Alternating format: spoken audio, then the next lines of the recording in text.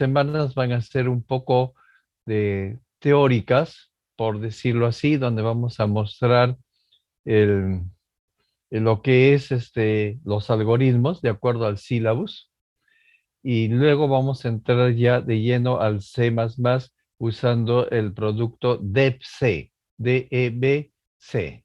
Ese es el que normalmente usamos. Es un software libre que lo puede bajar sin ninguna dificultad.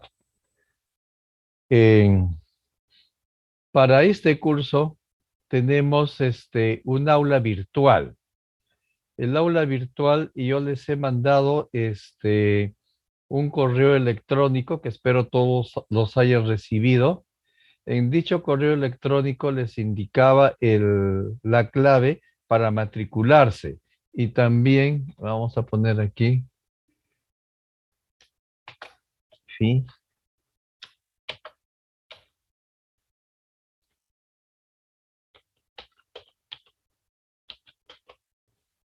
Lo primero que se tiene es un problema.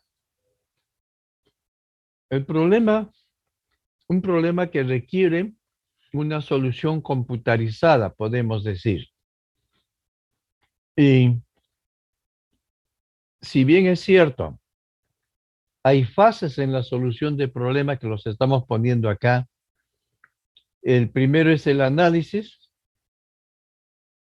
El análisis es ver el problema y teniendo presente lo que desea el cliente o lo que se desea resolver por el problema. O sea, ¿cuál es el problema? ¿Qué es lo que se tiene que resolver? En problemas computacionales, normalmente vamos a tener lo siguiente.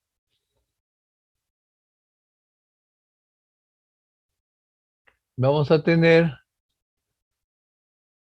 una entrada o input que ingresa para ser procesada y una salida. Y aquí tenemos el problema. El problema pide qué es lo que tenemos, qué es lo que se tiene y si se le puede dar solución a eso para obtener una determinada salida. Siempre es lo mismo. Entonces, el análisis es la ingeniería de los requisitos, es la ingeniería que establece las especificaciones que va a tener la solución del problema. O sea, cuál es entender bien el problema. Ahí también en el análisis se define si se puede resolver el problema o no con las herramientas que nosotros tenemos a nuestra disposición actualmente. Si es posible resolver o no. De repente podrían decir, queremos hallar el número pi con 5.000 dígitos decimales. Sin embargo, ese es el problema. Las computadoras no trabajan con tantos dígitos decimales. Entonces, tenemos un problema ahí que es de hardware, que no tenemos el implemento para resolver el problema. O sea que, en otras palabras, el problema podría morir en la fase de análisis. O sea, no pasar la fase de análisis. Si pasa la fase de análisis, significa que hemos comprendido bien el problema y podemos continuar con la segunda parte, el diseño. Una vez analizado el problema, se diseña una solución que conducirá a un algoritmo que resuelva el problema. En realidad, el diseño se trata de establecer el algoritmo que resuelve el problema. ¿Qué cosa vamos a hacer? Pero no únicamente el algoritmo, sino también las estructuras de datos que vamos a usar. Por ejemplo, podemos usar arreglos o de repente algo más sofisticado como es una base de datos o una lista o colas o árboles, en fin, una serie de cosas. Y esas son las estructuras de datos. Entonces, en el diseño se hace eso. La implementación o la codificación. La solución se escribe en la sintaxis de un lenguaje de alto nivel. Por ejemplo, Pascal o C, que es lo que vamos a usar, o Java, y se obtiene un programa fuente que se compila a continuación. En realidad, puede ser no solamente un programa, sino puede ser un conjunto de programas, y en ese caso se denomina un proyecto que permite resolver un problema.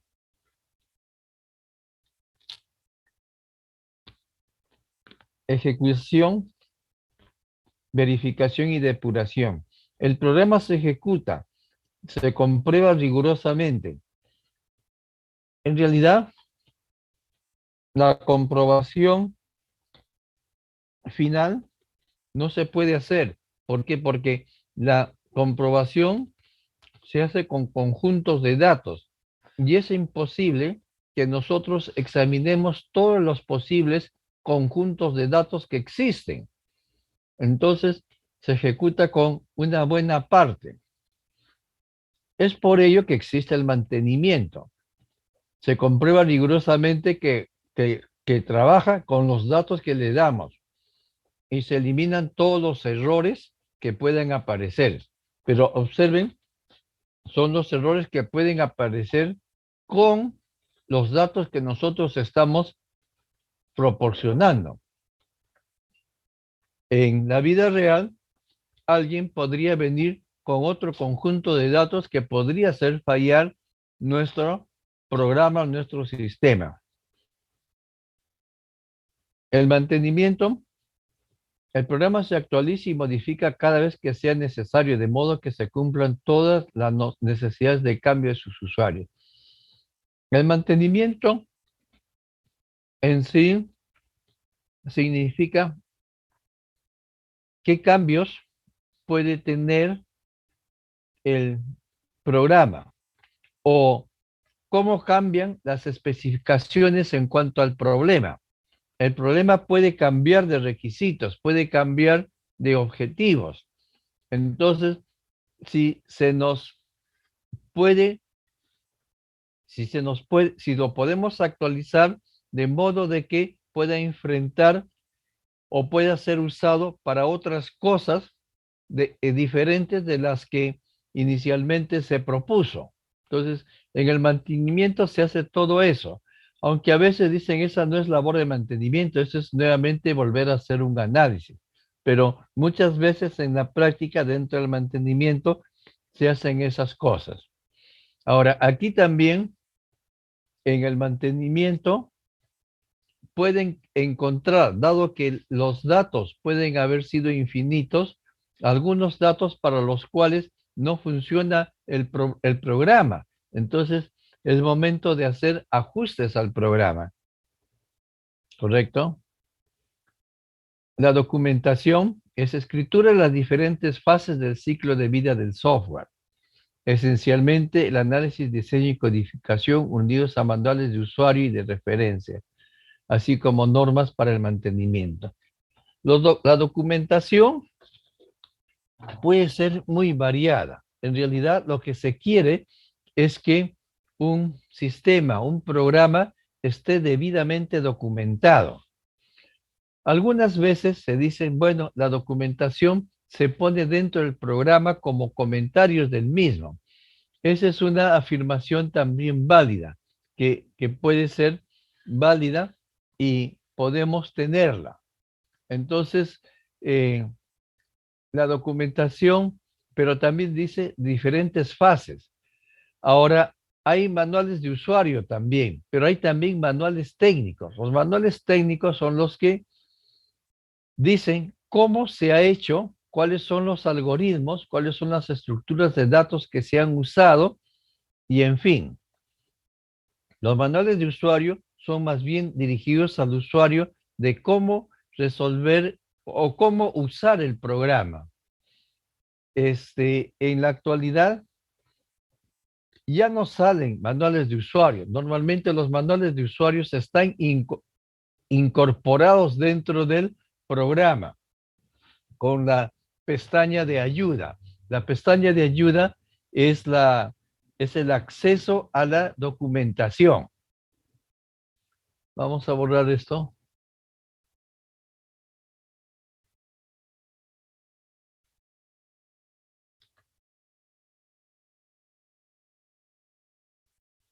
El algoritmo se deriva de la traducción al latín de la palabra Alcohuarmín, que fue el nombre de un matemático y astrónomo árabe que escribió un tratado sobre la manipulación de números y ecuaciones en el siglo XIX.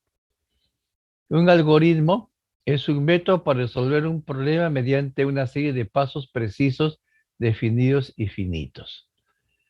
Entonces, ese es un método para resolver un problema, pero no dice un problema de índole computacional. Puede ser un problema general, un problema, o sea, nosotros podemos hacer algoritmos para muchas cosas. ¿Cuál es el algoritmo de tu día a día? ¿Qué es lo que haces? Me levanto a las 7, desayuno, en fin. Pero, por ejemplo, dice características de un algoritmo preciso, indica el orden de realización en cada paso. ¿Qué es lo que haces durante el día? Tomo mi desayuno, me levanto. No, es falso, tiene que ser al revés, ¿correcto? Por eso es de que el algoritmo tiene que ser preciso. Se define que un paso no debe ser antes que el otro, tiene que establecerse un orden definido. Si se sigue dos veces, se obtiene el mismo resultado cada vez. O sea, si vamos a sumar 10 números que son cada vez los mismos, pero en diferente orden, el resultado vamos a obtener el mismo cada vez, ¿no? Finito. Tiene finalización. O sea, se realiza en un número determinado de pasos. No, no, no se hace hasta el infinito. Si un algoritmo se hiciera hasta el infinito, entonces no tendría terminación. Se supone que el algoritmo define problemas que tienen un inicio y un fin, que concluyen de alguna forma, no que no concluyen. El análisis del problema está, bueno, aquí tenemos algo que es lo siguiente, las tres primeras partes de las fases de un sistema. El análisis del problema, diseño del algoritmo y resolución del programa con computadora. ¿Está bien? Las tres partes son muy importantes. Aquí no se ha puesto mantenimiento ni nada de eso porque con la tercera parte ya se resolvió el problema. ¿Qué es lo que hacemos en análisis de un problema? ¿Qué entradas se requieren? Tipos de datos con los cuales se trabaja y cantidad. ¿Cuántos datos vamos a tener? ¿Qué cantidad? Observen que las computadoras son máquinas finitas y por lo tanto tienen ciertos límites. Y también los tipos de datos. ¿Cuál es la salida deseada? Tipo de datos de los resultados y cantidad. Luego también decimos qué método produce la salida deseada. Ahí estamos viendo cómo vamos a resolver el problema o si el problema tiene una solución. Requisitos o requerimientos adicionales y restricciones a la solución. ¿Qué cosa más adicional vamos a requerir para resolver este problema? Podemos requerir una computadora mucho más potente. ¿Qué restricciones podemos poner a la solución? Por ejemplo, de que no se va a trabajar con números imaginarios.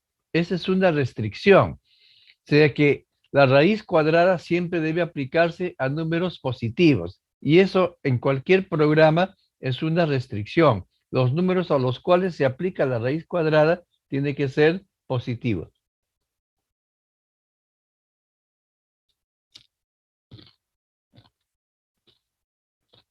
Un ejemplo.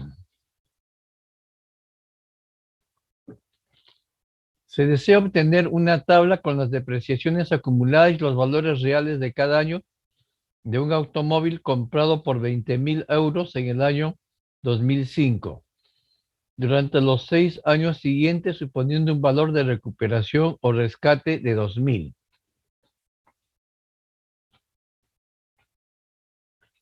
Realice el análisis del problema conociendo la fórmula de la depreciación anual constante D para cada año de vida útil.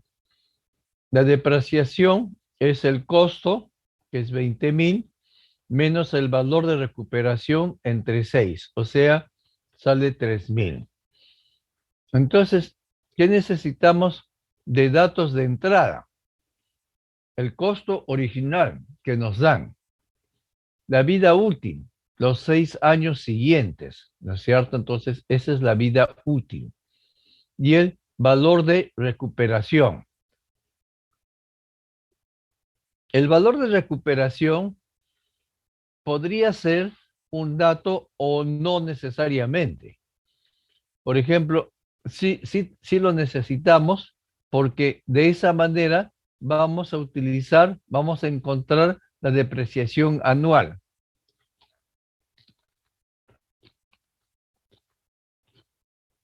El valor de 2.000 de recuperación es el valor al que se vende el auto después de los 6 años. O sea, si es 6, 7, 8, 9, 10, igual va a valer 2.000 euros.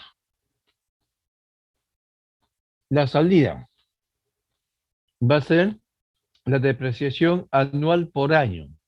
¿Cuánto se deprecia por año? Que ya hemos calculado que es 3.000.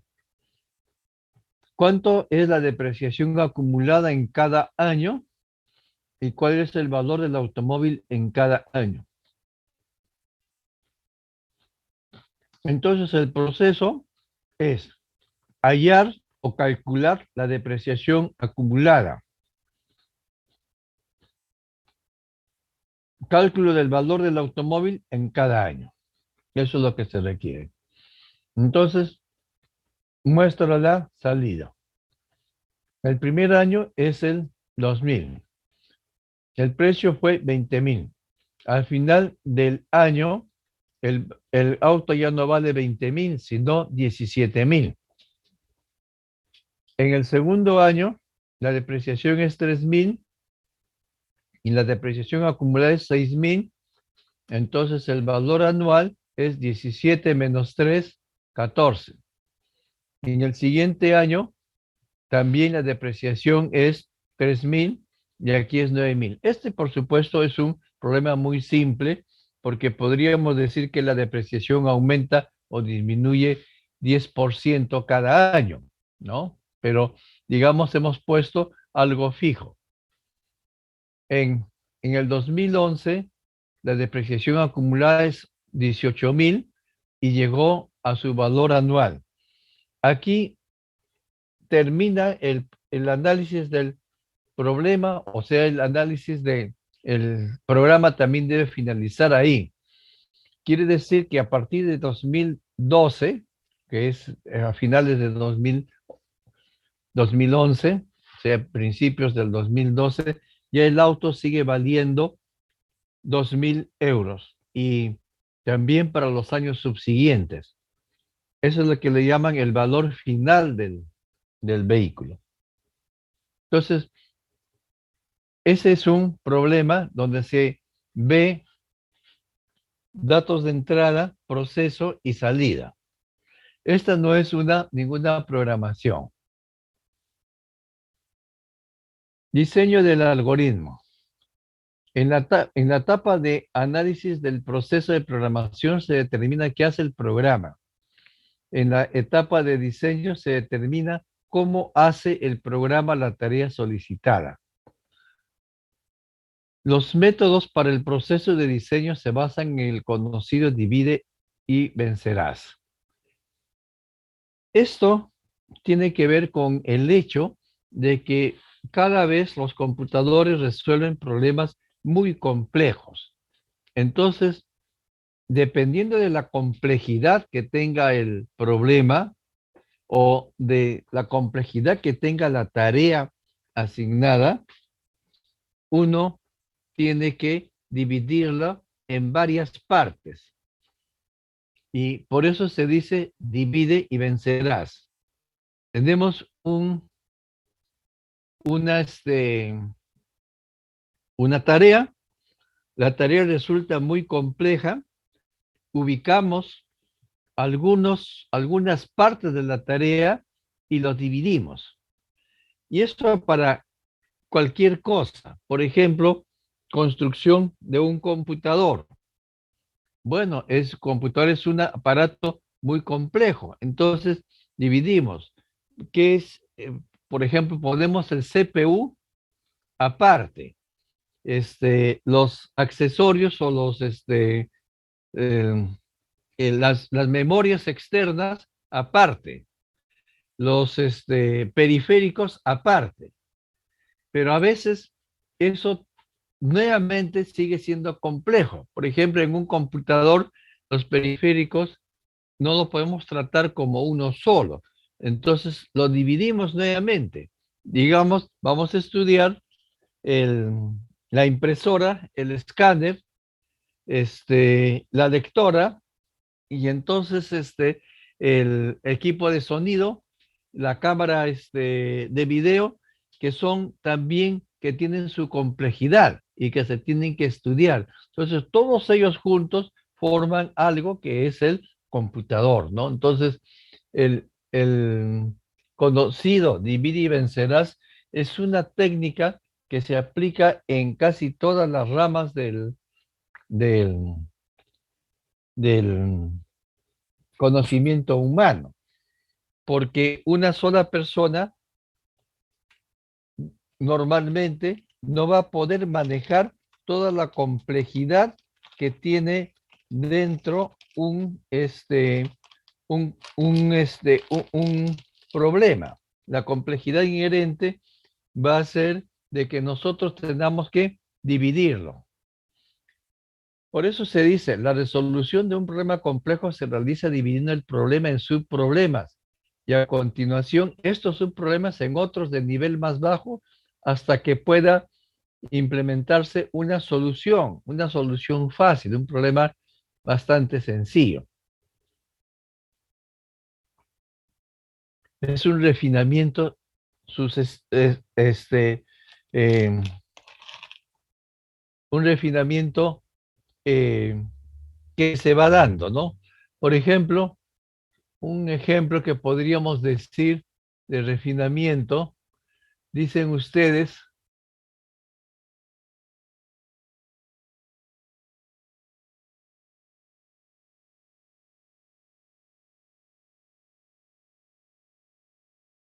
DNI.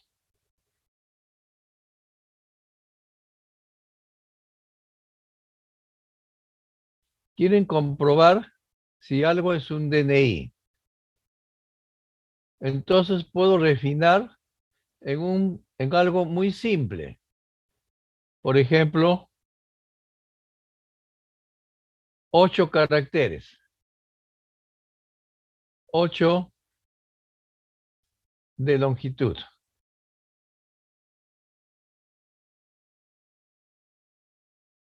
¿Eso es suficiente para decir que es un DNI? No. También necesitamos que se vea, dividirlo, de manera de que se vea que todos son números. Que todos sean números. Por último, ¿qué más necesitamos de un DNI? El que el DNI tenga longitud 8 y todos consistan de números, no me asegura que eso sea un número válido de un DNI. Entonces yo tengo que entrar en comunicación con RENIEC.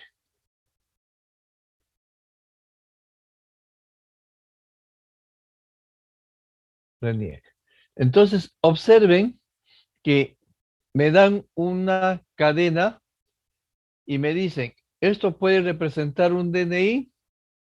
Bueno, para que sea un DNI, tiene que tener una longitud de 8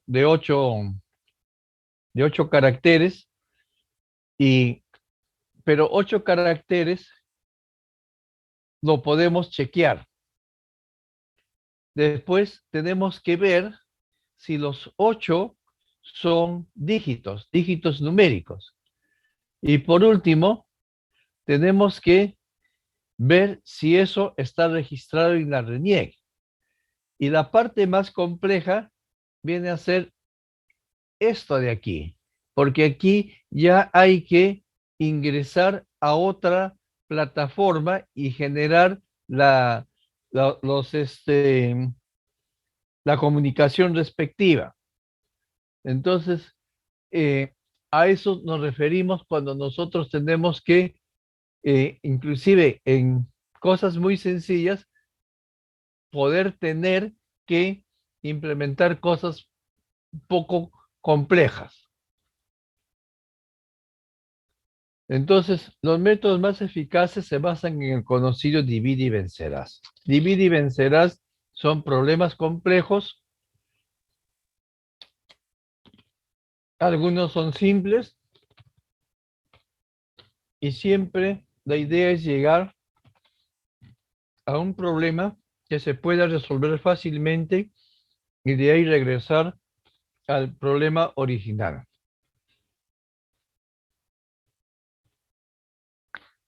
Es un refinamiento sucesivo y un solo punto de salida.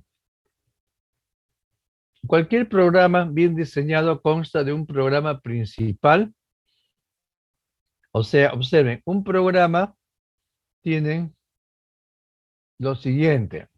En una división, un programa tiene un programa principal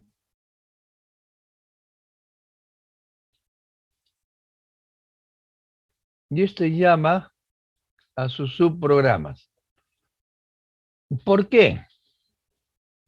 Porque si no, el programa principal, si todos estos estuviesen en un programa principal, el programa principal sería muy largo y sería muy difícil de comprender porque estaría lleno de cosas que debería hacer otro subprograma. Entonces, el programa principal divide en varios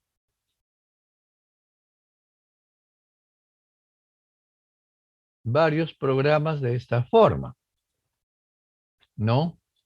Por ejemplo, yo puedo definir en un programa que lee, un programa que imprime, un programa que calcula ciertos procesos, otro programa que calcula otros procesos, y así sucesivamente. Entonces, el programa tiene esto, con un refinamiento sucesivo, eh, que a su vez pueden llamar, estos de aquí también podrían llamar a otros subprogramas si es que esto resulta muy complejo. Solamente si resulta muy complejo, llama a otros.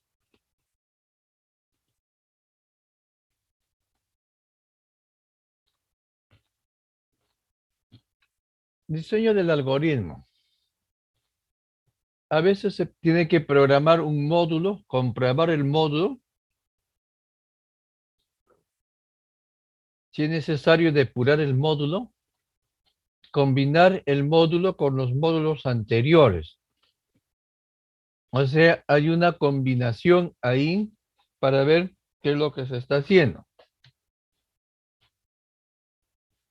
Las dos herramientas más utilizadas comúnmente para diseñar algoritmos son los diagramas de flujos y los pseudocódigos. Un diagrama de flujo o flowchart es una representación gráfica de un algoritmo. Los símbolos utilizados han sido normalizados por el Instituto Norteamericano de Normalización y los más frecuentemente empleados se muestran en la figura. Terminar, subprograma, el trapecio, el subprograma es un rectángulo con dos rayas paralelas en los lados izquierdo y derecho. Entrada y salida son un paralelogramo. Decisión es para ver si se va a seguir un camino u otro, dependiendo si esa decisión es verdadera o falsa. Procesos son operaciones y conectores. Conectores dicen a dónde va, a qué conectan, si es que es muy grande. En realidad, actualmente los conectores están un poco fuera de uso. ¿Por qué? Porque ya no se utiliza la sentencia go to y porque los programas tienden a ser programas que solamente llaman a los subprogramas. Entonces, como llaman a los subprogramas para hacer algunas de las tareas, eso significa de que un programa podría quepar en una hoja BOM, una hoja A4. Entonces yo no necesito conectores para decir que de aquí se va a la página 5 a la página 6. Entonces, los subprogramas tienen ese tipo de cosas. Algunos lo utilizan para decir que en el nombre del subprograma a dónde va a estar, ¿no? El pseudocódigo es una herramienta de programación en el que las instrucciones se escriben en palabras similares al inglés o español. En realidad, es una herramienta para establecer el algoritmo. No es una herramienta de programación. Es muy similar a un lenguaje de programación porque utiliza las palabras del lenguaje de programación y muchas veces nos podemos confundir de lo que es el pseudocódigo con lo que es el lenguaje de programación. Sin embargo, por ser cercano a los lenguajes de programación, facilita la escritura como la lectura de programas. El pseudocódigo se define como un lenguaje de especificaciones de algoritmos.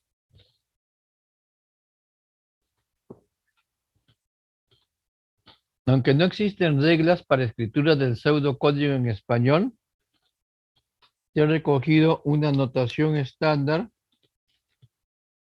que se utilizará en el curso. Las palabras reservadas básicas se representarán en letras negras minúsculas. Estas palabras son traducción libres de palabras reservadas de lenguajes como C, Pascal, en fin. En realidad, todos los lenguajes tienen su sintaxis y su semántica. Aquí estamos hablando de reglas sintácticas, cómo se escribe. Entonces, la escritura de los pseudocódigos se asemejan a la escritura con palabras en castellano o en inglés. Por ejemplo, aquí, en el problema que hemos estado viendo, introducir tres datos.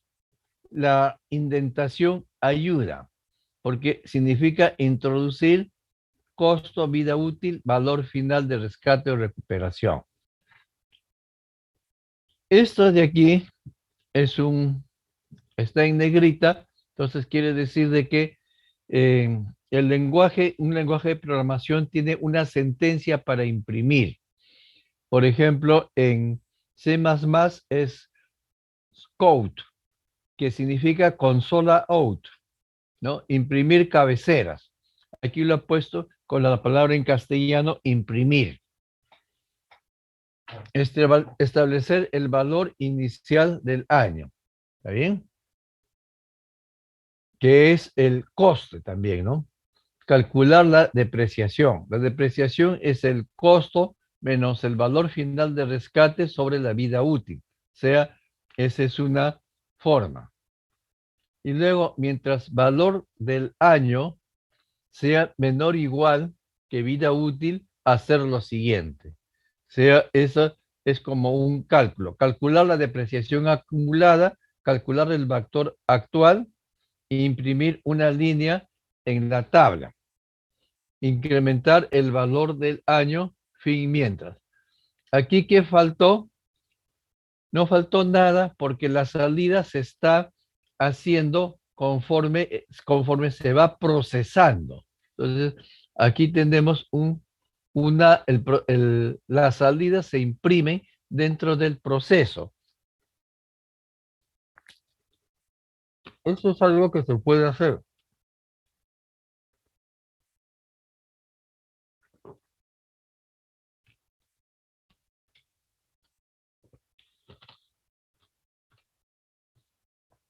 Esto como diagrama de flujo.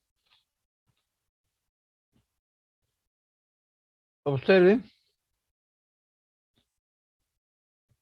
Lectura. Leer año inicial.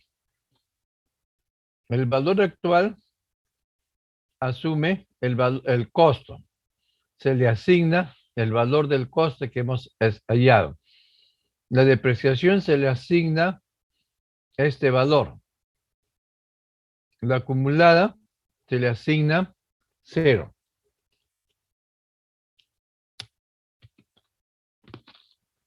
Entonces, ¿el año es menor que vida útil? Sí. Entonces, la acumulada se le asigna lo que se ha acumulado más la depreciación. Y el valor actual es igual al valor actual menos la depreciación. Aquí se ha equivocado. Es menos la depreciación y el año es año más 1. Entonces, esto continúa así hasta que es igual a vida útil. Entonces, ya esto se vuelve falso y finaliza el programa.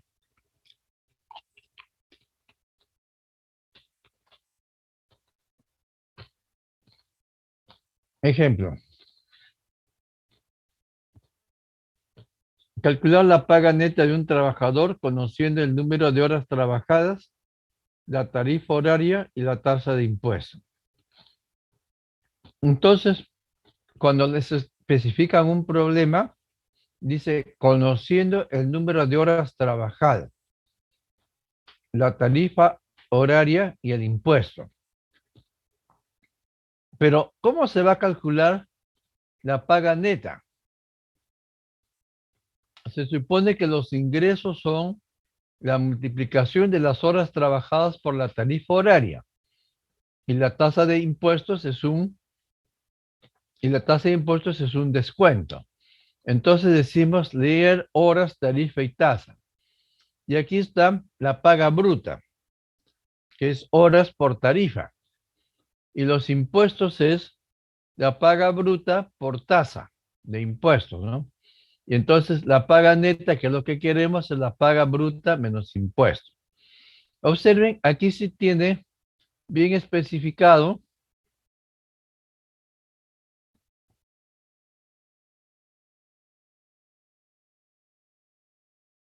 especificado la entrada. Vamos a poner grande. Y aquí tenemos la salida. Y 2, 3, 4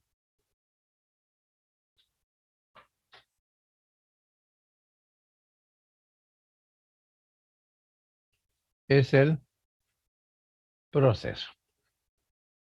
¿Está bien? Entonces tenemos bien especificado esas tres partes de un problema, que normalmente lo vamos a tener. Algunas veces, como en el caso anterior, la, las- la salida de los datos puede estar dentro del proceso, pero es forma de solución.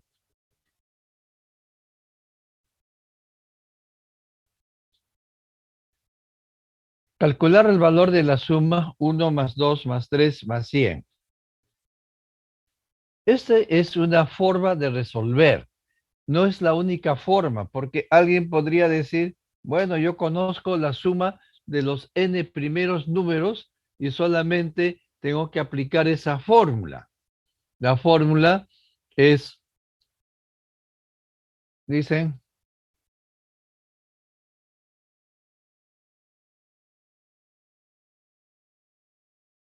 n, no, n, n más 1 sobre 2. Algorítmicamente esto se pone como n más 1 y no se utiliza la raya horizontal, sino la raya vertical y todo a la misma altura, dividido entre 2.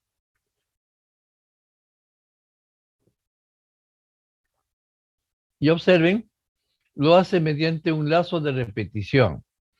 Establecer suma igual a 0. Mientras que contador es menor que 100, sumar contador a suma. Incrementar contador en 1. Y fin mientras, y al final visualizar suma.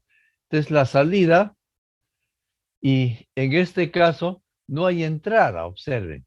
La entrada lo estamos poniendo nosotros. Nuestra entrada la estamos definiendo, que lo que queremos hallar es el valor de esta suma.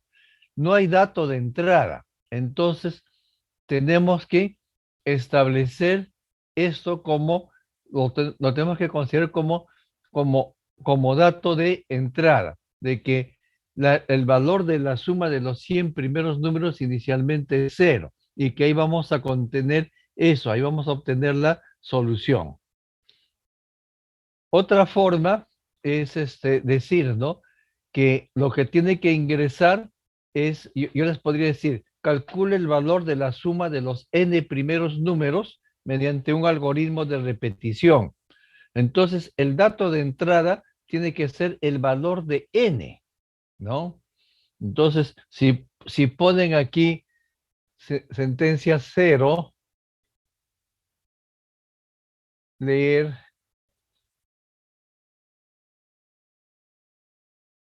n, y aquí n igual a 100,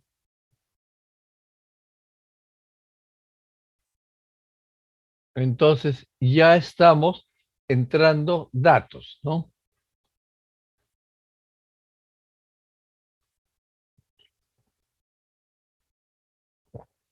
Siempre en un algoritmo debemos preguntarnos qué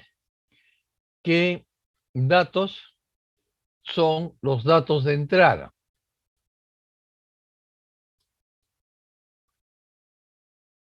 El tercer paso dentro de esto es la codificación de un programa. La codificación es la escritura en un lenguaje de programación de la representación del algoritmo desarrollado en las etapas precedentes.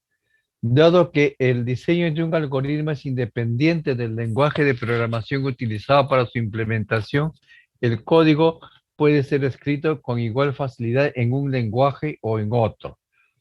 Esto es como manejar un auto. Si ustedes saben manejar un auto de cualquier marca, es probable que sepan manejar también cualquier otro. ¿Está bien? Entonces, así lo tendríamos. Entonces, se hace con un lenguaje normalmente de alto nivel.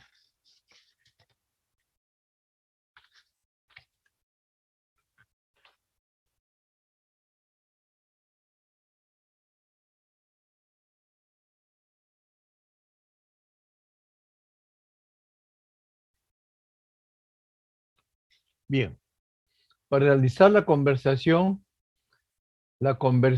del algoritmo en programa, se deben sustituir las palabras reservadas en español por sus homónimos en inglés. Bueno, eso no es tan cierto así, sino también es parcialmente cierto, o mejor dicho, vamos a decir de que esto es incompleto. ¿Por qué? Porque necesitamos también no solamente reemplazar las palabras reservadas, sino que adecuarlo a las reglas sintácticas que tenga el lenguaje de programación.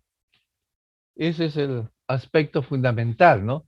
No es no es solamente sustituir. Por ejemplo, si nosotros sustituimos aquí las palabras reservadas únicamente, esto, ¿cómo lo hacemos?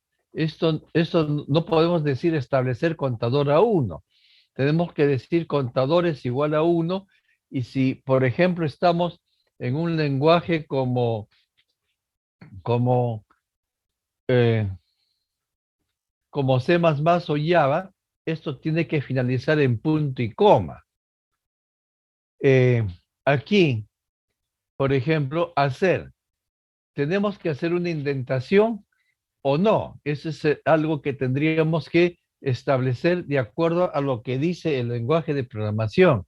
Entonces, no es solamente sustituir, sino utilizar las reglas sintácticas del lenguaje de programación para codificar el programa, adecuarnos, ¿no? Entonces, por ejemplo, aquí sí ha puesto algo mejor. Real, costo, depreciación, valor de recuperación, valor actual. Todo esto es una forma de un lenguaje como C++. Y observen, esto sí se tiene que reemplazar por la letra, por la variable. Por ejemplo, en C++, si estuviese, aquí sería float o doble, ¿no? Aquí, en vez de entero, debería ser int. Ahora, hay lenguajes que tienen esta forma, inicio y fin. Por ejemplo, el Pascal dice begin, end. ¿Está bien? Entonces, el escribir sí es una palabra reservada que depende del lenguaje de programación. Como habíamos comentado, el C++ utiliza el count. El leer también, por ejemplo, el lenguaje de programación C++ utiliza el sin, consola in. Y escribir es count y leer también ya sabemos. La flechita significa una asignación. La depreciación también es una operación matemática. El acumulado es 0, o sea, cuánto se ha depreciado. Escribir año de depreciación acumulada. Se está poniendo la tabla, mientras que año es menor que vida útil, el acumulado viene a ser el acumulado más la depreciación. El valor actual, aquí sí lo ha puesto bien, valor actual menos la depreciación, y se escribe el año, la depreciación y el acumulado, y se incrementa el año en 1. Observen de que en estos lazos de repetición siempre tiene que haber una sentencia que haga que en algún momento esto sea falso. Mientras que año es menor que vida útil. Aquí año, cualquier valor que tenga, se le está sumando 1. Entonces, como este es un valor fijo, va a haber un momento en que esta sentencia va a ser falsa y por lo tanto esto va a salir del lazo y va a terminar el programa. Si nosotros no pusiéramos esta sentencia, estaríamos en un lazo infinito, porque el año siempre sería menor que la vida útil. Entonces, en eso sí se tiene que tener en cuenta y eso es lo que dice, ¿no? De que el algoritmo tiene que ser finito. Tenemos que asegurarnos de que de alguna manera va a terminar. Entonces, en los lazos de repetición, nosotros nos aseguramos de que el programa tiene que terminar. Compilación y ejecución de un programa. Una vez que el algoritmo se ha convertido en un programa fuente, es preciso introducirlo en memoria mediante el teclado y almacenarlo posteriormente en un disco. Esta operación se realiza con un programa editor. Posteriormente, el programa fuente se convierte en un archivo de programa que se guarda o graba en disco. El programa fuente debe ser traducido al lenguaje de máquina. Bueno, no sé si conocen eso. Bueno, esos son los conceptos muy básicos. El programa fuente debe ser traducido a un lenguaje máquina, que es un lenguaje de unos y ceros, y este proceso se realiza con el compilador, el sistema operativo que se encarga prácticamente de la compilación. Si tras la compilación se presentan errores, normalmente son errores de compilación o errores sintácticos que se producen por el mal uso de la sintaxis que establece el lenguaje de programación. Entonces, en ese caso es preciso volver a editar el programa, corregir los errores y compilar de nuevo.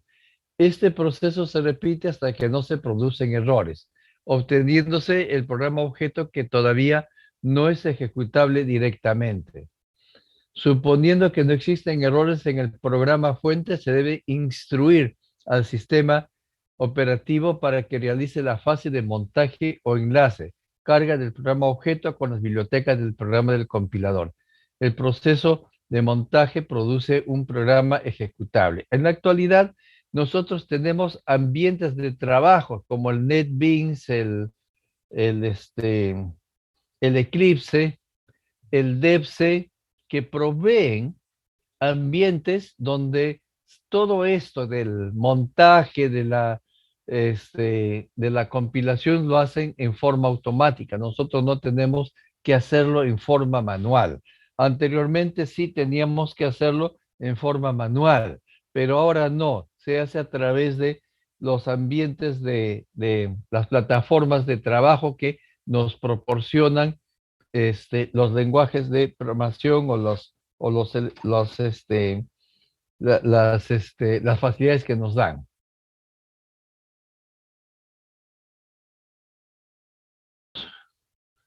La verificación y depuración de un programa.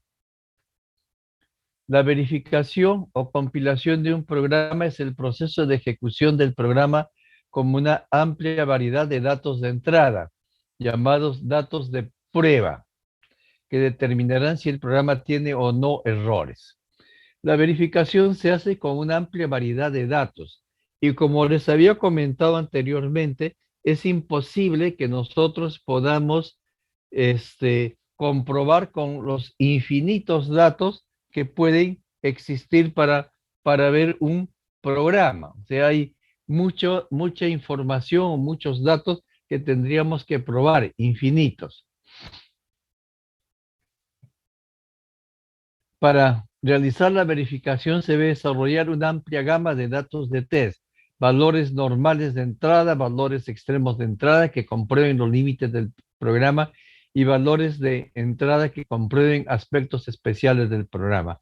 Pero aún con eso y siguiendo estas recomendaciones, es imposible probar con todos los datos que pueden existir en el mundo. Entonces, pudiera ser que con algún conjunto de datos, esto pudiera fallar. La depuración es el proceso de encontrar los errores del programa y corregir o eliminar dichos errores. Cuando se ejecuta un programa, se pueden producir tres tipos de errores. Errores de compilación.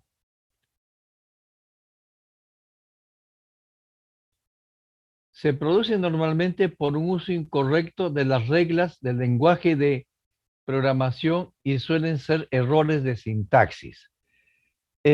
Cualquier lenguaje tiene una sintaxis. La sintaxis significan las reglas sintácticas para formar oraciones o frases. Y esto no es común de un lenguaje de programación, sino esto viene de los lenguajes naturales como el inglés, el español, el italiano, el francés, en fin. Cada lenguaje tiene su propia sintaxis, cómo se debe escribir o cómo se debe leer las palabras, ¿no? En el caso de los lenguajes de programación, si existe un error de sintaxis, quiere decir que la computadora no puede comprender la instrucción. Por ejemplo, este, si le dicen ustedes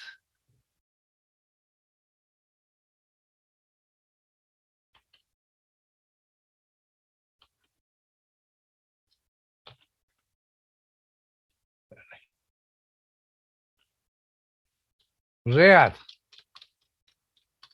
cuando lo que quisimos decir es read.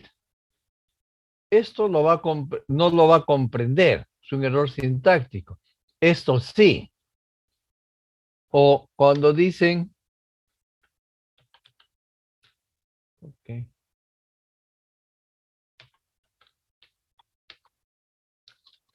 sin embargo, esto sí, ¿no? Entonces, son palabras que no lo entiende porque no están dentro de la sintaxis del lenguaje, ¿correcto? Es como que en castellano yo les dijera, por ejemplo,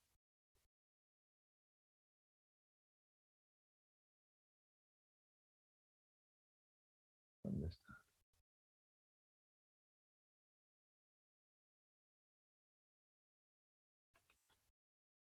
Sí. Entonces, si yo lo pongo a un diccionario en castellano, me va a decir, esta palabra no existe. Pero si yo le digo marco, sí.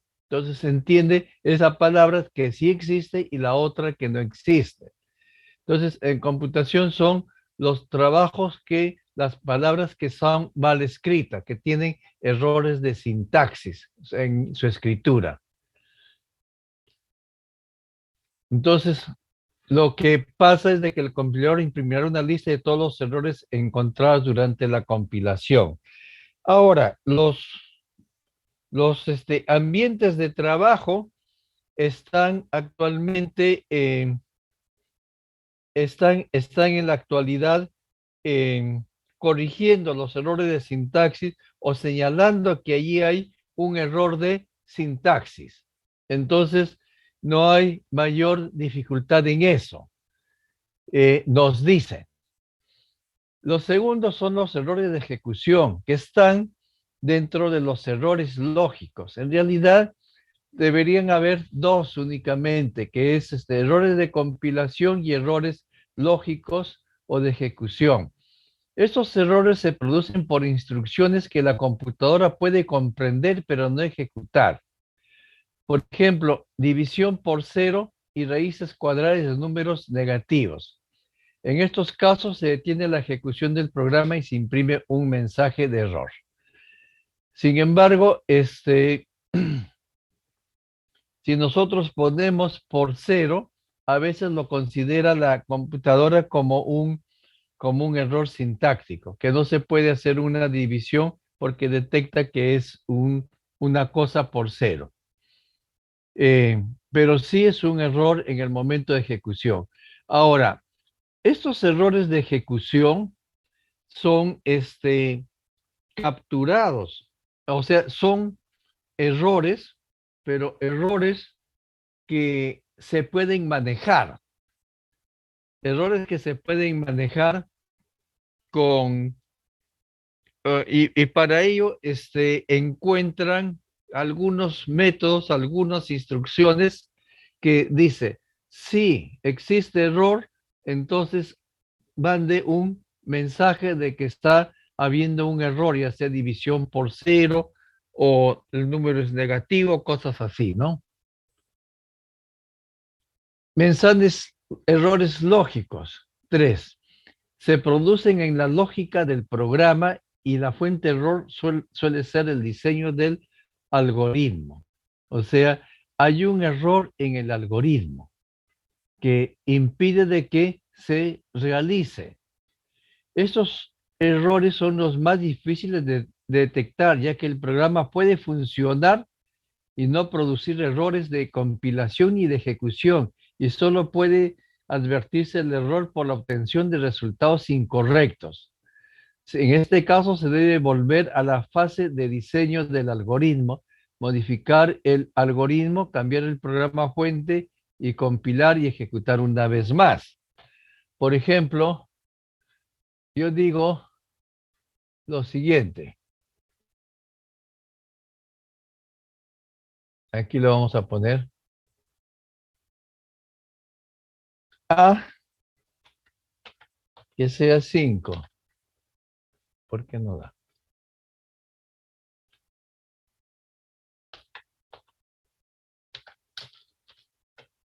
B igual a 7. C igual aquí 15.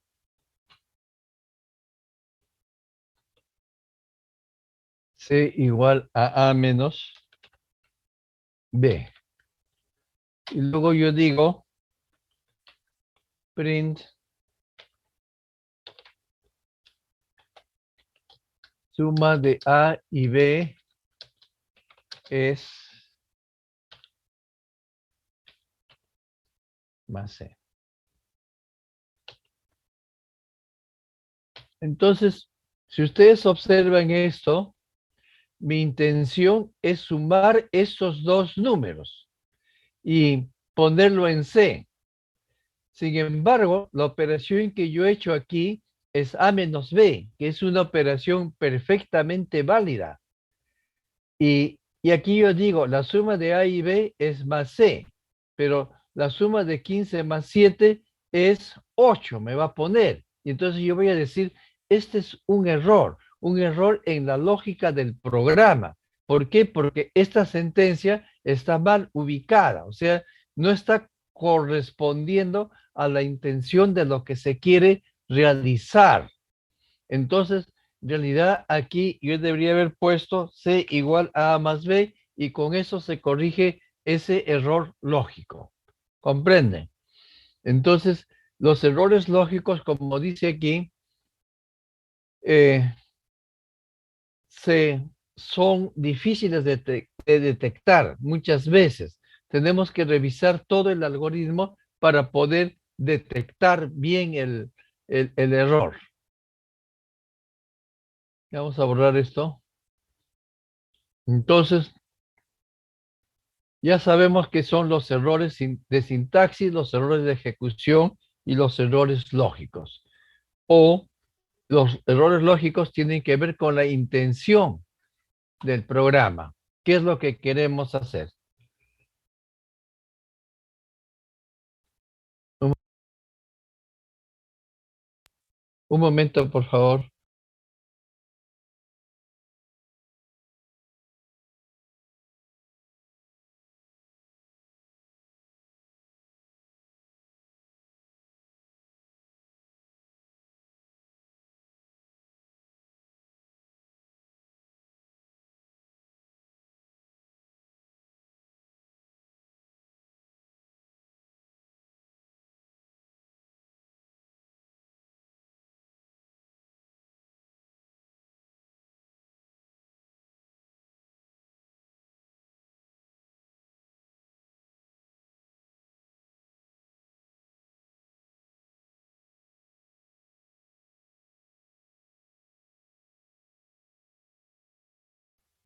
Bueno, vamos a ver ahora la documentación de un programa.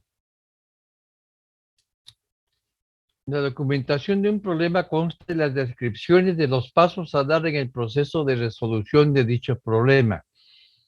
La importancia de la documentación debe ser destacada por su decisiva influencia en el producto final. Programas pobremente documentados son difíciles de leer, más difíciles de depurar y casi imposibles de mantener y modificar. Aquí está hablando de la documentación técnica, la documentación interna también se le llama. Y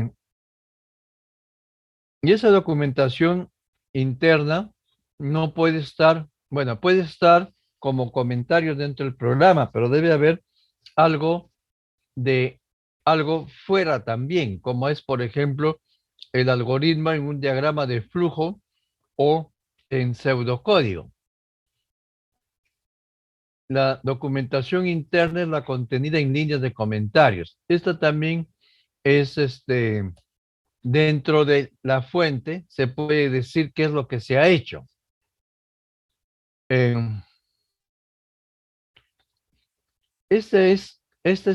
toda esta es una documentación técnica que es interna y externa. Entonces, y la documentación externa incluye análisis, diagramas de flujos y pseudocódigos, manuales de usuario. Observen, los manuales de usuario son sencillamente las instrucciones para ejecutar el programa y para interpretar los resultados. También se le dice documentación externa, pero manual de usuario. Actualmente ya no se imprimen manuales de usuario porque sería muy grande. Lo que se hace es introducir la documentación dentro del programa mediante la forma de ayuda.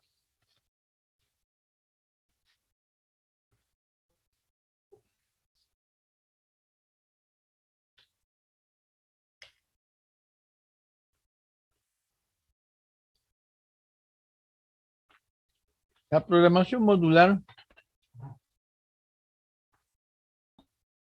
es uno de los métodos de diseño más flexible y potente para mejorar la productividad de un programa.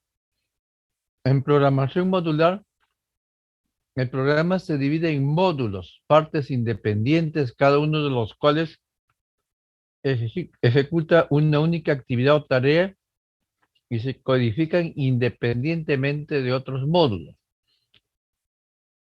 Cada uno de los módulos se analiza, codifica y pone a punto por separado, independiente de otros módulos.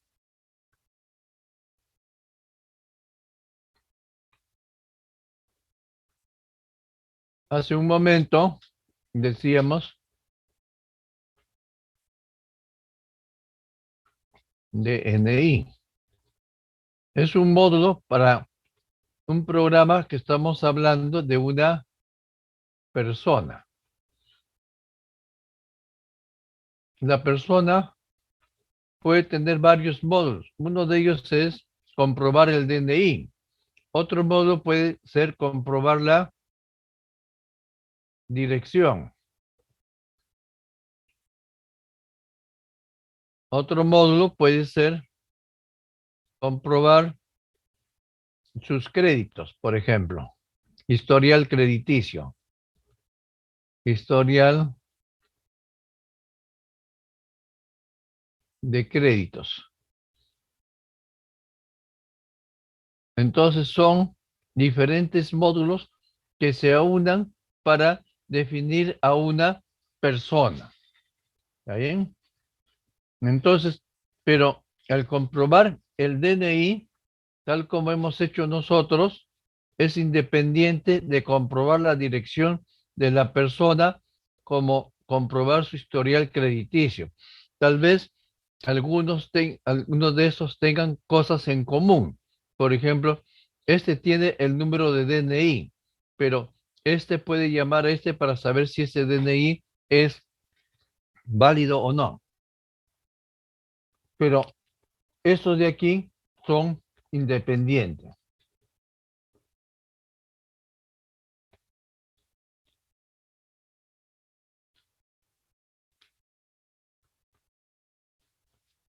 Cada uno de los módulos se analiza, codifica y se pone a punto por separado. Cada programa contiene un módulo denominado programa principal que controla todo lo que sucede. Se transfiere el control a submódulos, posteriormente se denominarán subprogramas. En C++ se denominan métodos, de modo que ellos pueden ejecutar sus funciones. Sin embargo, cada submódulo devuelve el control al módulo principal cuando se haya completado su tarea. Si la tarea asignada a cada submódulo es demasiado compleja, esta se deberá romper en otros módulos más pequeños. Ese es el proceso que hemos dicho de que es divide y vencerás. Divide y solucionarás el problema. Y el problema, el proceso sucesivo de subdivisión de módulos continúa hasta que cada módulo tenga solamente una tarea específica que ejecutar. Observen de que cuando se dividen en submódulos, no todos van a tener la misma profundidad. A lo que me estoy refiriendo es de que ustedes dividen así, por ejemplo, en 3 submódulos, 1, 2,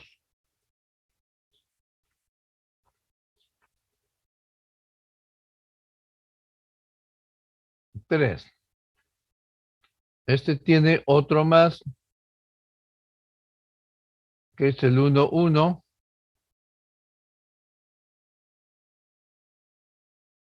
el 1, 2.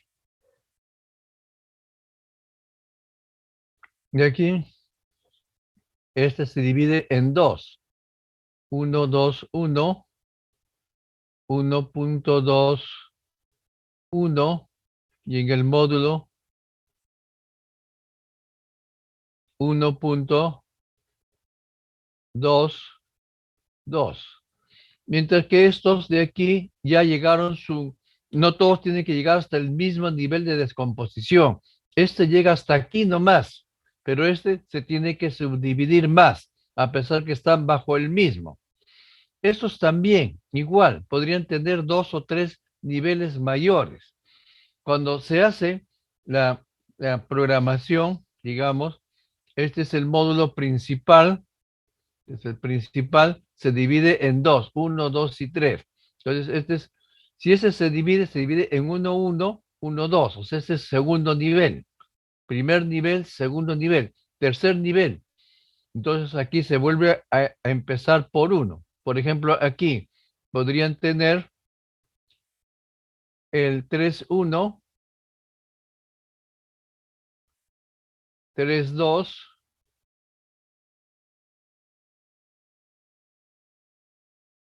3, 2, y aquí en uno más sería 3, 1, 1,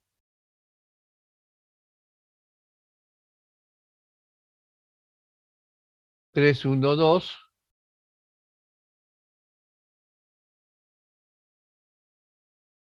y este tiene otro más, que sería ya el 3, 1, 1, 1, ¿no? Entonces, es cuarto nivel, 1, 2, 3, cuarto nivel, ¿no?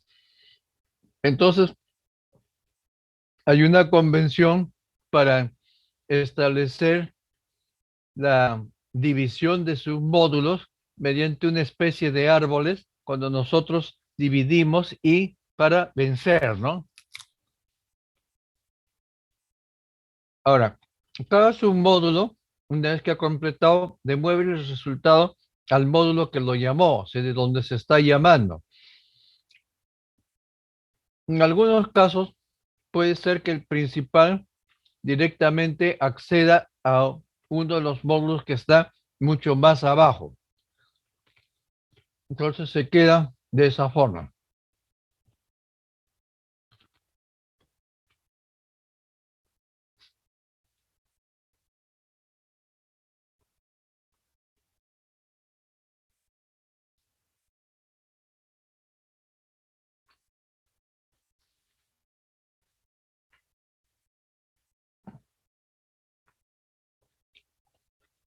Aquí tienen la representación, programa principal, 4 módulos. Este tiene 2, este 2, y este de aquí, 2 más. Este muere aquí, un solo módulo, este tiene 2, así sucesivamente. No todos tienen que bajar hasta el final.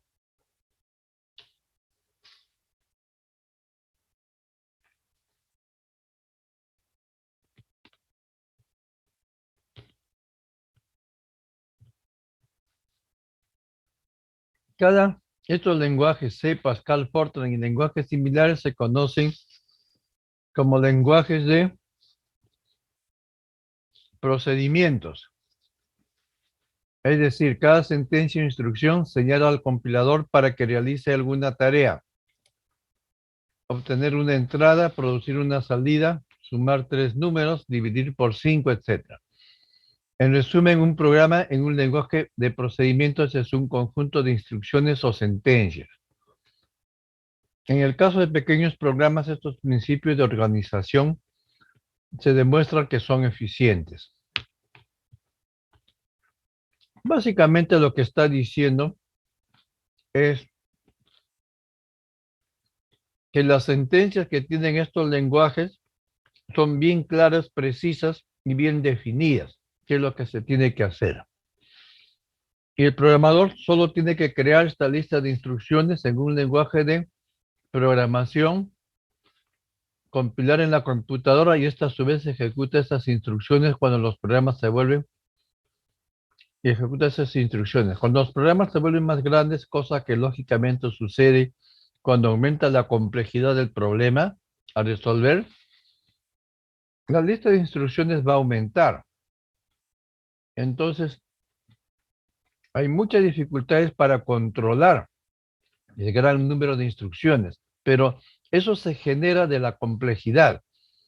Entonces, los programadores pueden controlar de modo normal algunos cientos de líneas de instrucciones a lo más.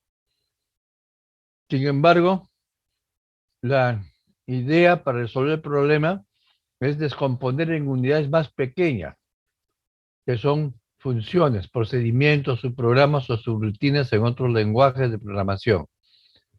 De ese modo, en un programa orientado a procedimientos se divide en funciones, de modo que cada función tiene un propósito bien definido y resuelve una tarea concreta, y se diseña una interfaz claramente definida para su comunicación con otras funciones. Esa es la programación estructurada. Con el paso de los años, la idea de romper el programa en funciones fue evolucionando y se llegó al agrupamiento de las funciones en otras unidades más grandes llamadas módulos. Normalmente, en el caso de C, denominadas archivos o ficheros. O sea, podían haber más de un archivo que trabajara con un programa. El principio seguía siendo el mismo: agrupar componentes que ejecuten listas de instrucciones o sentencias. Esta característica hace que a medida que los programas se hacen más grandes y complejos, el paradigma estructurado comienza a dar señales de debilidad, resultando muy difícil terminar los programas de un modo eficiente. Existen varias razones de la debilidad de los programas estructurados para resolver problemas complejos. Tal vez las razones más evidentes son estas. Las funciones tienen acceso ilimitado a los datos globales. Entonces, eso significa de que funciones que no tendrían por qué hacerlo, podrían cambiar algunas de las variables globales afectando el funcionamiento de otras funciones. Segundo, que podrían haber funciones que son inconexas y datos, o sea que no tienen relación uno con otro, lo cual estaría bien si son completamente independientes, pero al tener acceso ilimitado a los datos globales, pueden generar algún problema de integridad del dato, de integridad de la variable, del valor de la variable. Una la cambia y la otra no. Fundamentos del paradigma procedimental proporcionan un modelo pobre del mundo real. Esto es lo que hace que sea un modelo pobre si nosotros queremos simular situaciones reales. Vamos a ver aquí. Tenemos variables globales y las variables locales. Son accesibles por la función A y aquí solamente por la función B, estas variables locales. Sin embargo, las globales son accesibles por cualquiera de ellas. Entonces, una puede cambiar esta y esta recibe la cambiada, pero devuelve una cambiada y entonces puede presentarse alguna datos, ¿no? Algún problema. Y se componen de numerosas funciones y datos globales, y con ello conlleva una multitud de conexiones entre funciones y datos que dificulta su comprensión y lectura, porque todos tienen acceso a todos los datos. Bueno, ahí nos vamos a quedar